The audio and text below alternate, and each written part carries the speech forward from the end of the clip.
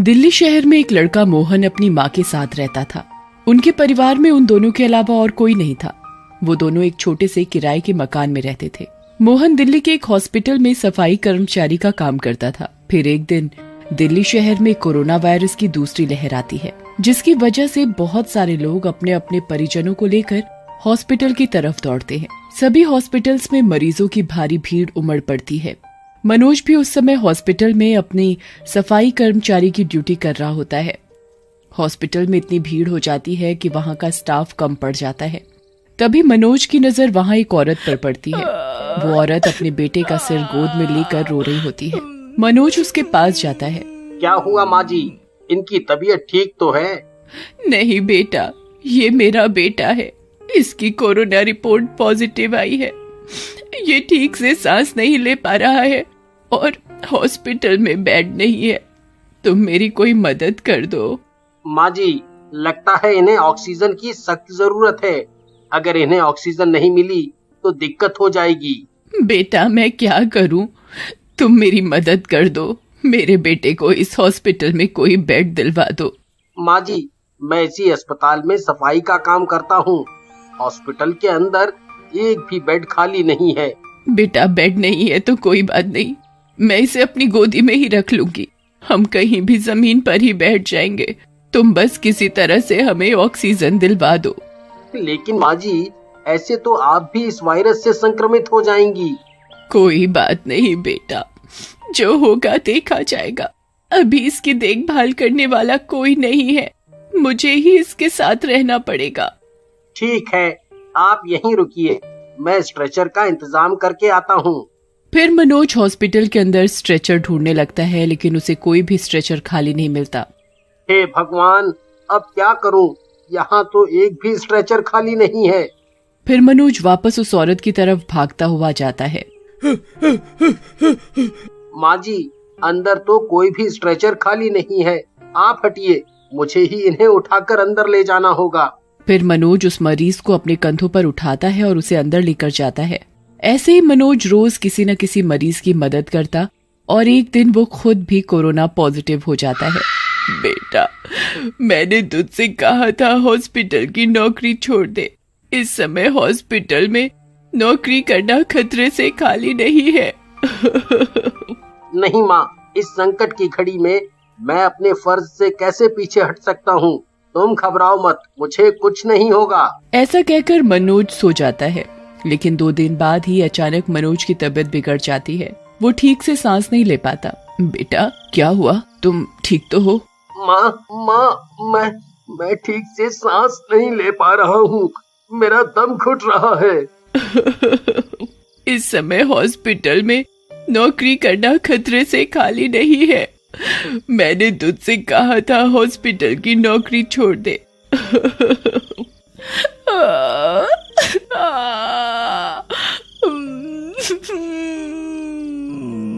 तुम घबराओ नहीं, मैं तुम्हें अभी हॉस्पिटल लेकर जाती हूँ।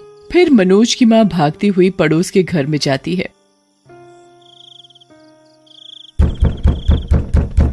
सुनिए, कोई है? दरवाजा खोलो। दिनेश भाई, दरवाजा खोलो।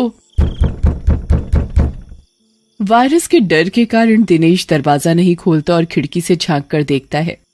अरे माँ जी, क्या हुआ? तुम इतनी घबराई हुई क्यों हो? अरे दिनेश, कोरोना की वजह से मनोज की तबीयत बहुत बिगड़ गई है। मुझे उसे हॉस्पिटल लेकर जाना है। लॉकडाउन की वजह से कोई ऑटो वाला भी नहीं है। तुम मेरी मदद करो। मनोज को जल्द से जल्द हॉस्पिटल लेकर जाना पड़ेगा। तभी ये सब बातें दिनेश की पत्नी सुन लेती है। नहीं नहीं जी, आप कहीं नहीं जा सकते। हमारे घर में छोटे छोटे बच्चे हैं। अगर आप हॉस्पिटल गए तो आपको भी कोरोना हो सकता है और फिर हम सब भी इसकी चपेट में आ जाएंगे। माफ करना माँ जी, मैं आपकी कोई मदद नहीं कर सकता। हे भगवान, अब क्या करूं? मनोज को हॉस्पिटल कैसे लेकर जाऊं? तभी उसे वहां रोड के किनारे एक रेहड़ी पड़ी हुई दिखाई देती है। वो उस रेहड़ी को अपने घर की ओर ले जाती है और फिर उस रेहड़ी पर मनोज को लिटाकर हॉस्पिटल की तरफ दौड़ पड़ती है। कुछ ही देर में वो दोनों हॉस्पिटल पहुंच जाते हैं, लेकिन हॉस्पिटल के बाहर बहुत भीड़ होती है। वहां पहले से ही बहुत सारे लोग अपने अपने परिजनों को लेकर आए होते हैं। अरे अरे, मर गया रे! बचाओ बचाओ! हर जगह चीख पुकार मची होती है।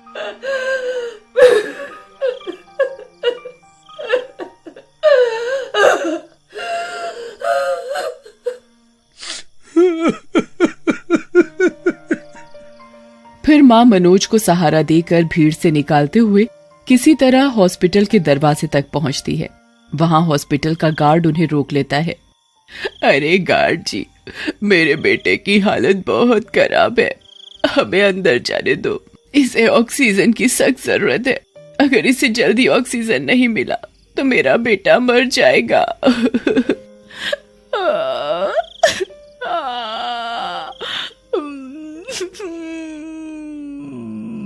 अरे ये तो मनोज है। हाँ माँ जी, मैं इसे जानता हूँ, ये यही काम करता है। क्या हुआ इसे? बेटा, कुछ दिन पहले ही इससे कोरोना हुआ था। आज अचानक से इसकी तबीयत बिगड़ गई है। ये सांस नहीं ले पा रहा है। मुझे अंदर जाने दो, इसके अलावा इस दुनिया में मेरा कोई नहीं है।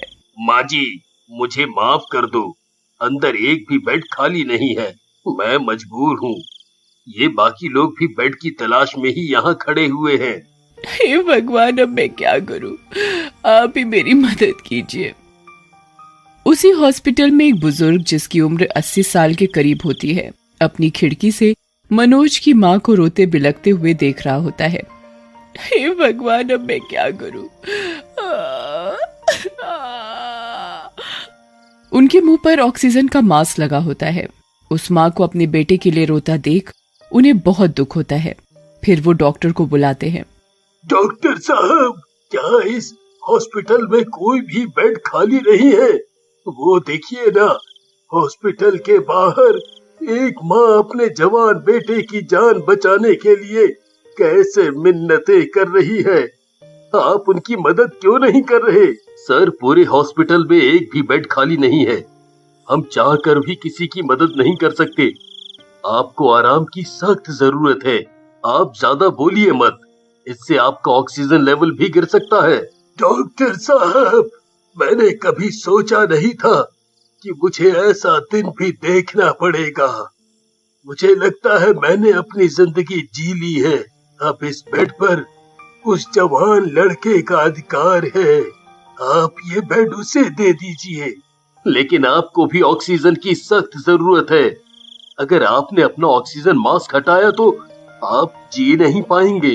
हाँ डॉक्टर साहब, मैं जानता हूँ, अब मेरा समय आ गया है। मैंने अपनी जिंदगी जी ली है। अब ये बेड उस लड़के को दे दीजिए। नहीं नहीं, मैं किसी एक को बचाने के लिए किसी दूसरे की जान नहीं ले सकता।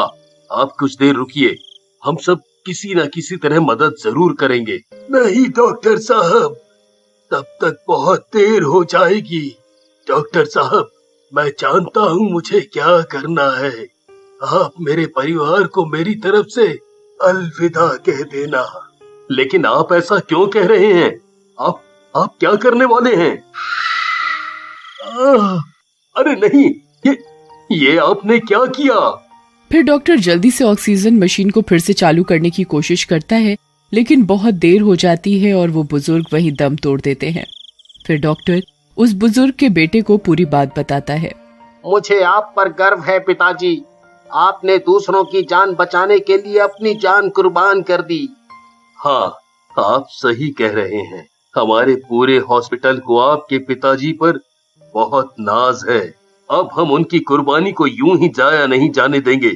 नर्स, जल्दी आओ और बाहर खड़े हुए उस आदमी को जल्दी से अंदर लेकर आओ। उनके लिए हमारे पास एक बेड खाली है। फिर नर्स भागकर बाहर जाती है और मनोज को स्ट्रेचर पर लिटाकर अंदर लेकर आती है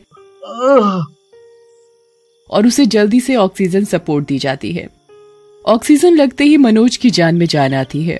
नर्स, अब हम किसी भी पेशेंट को मरने नहीं दे सकते।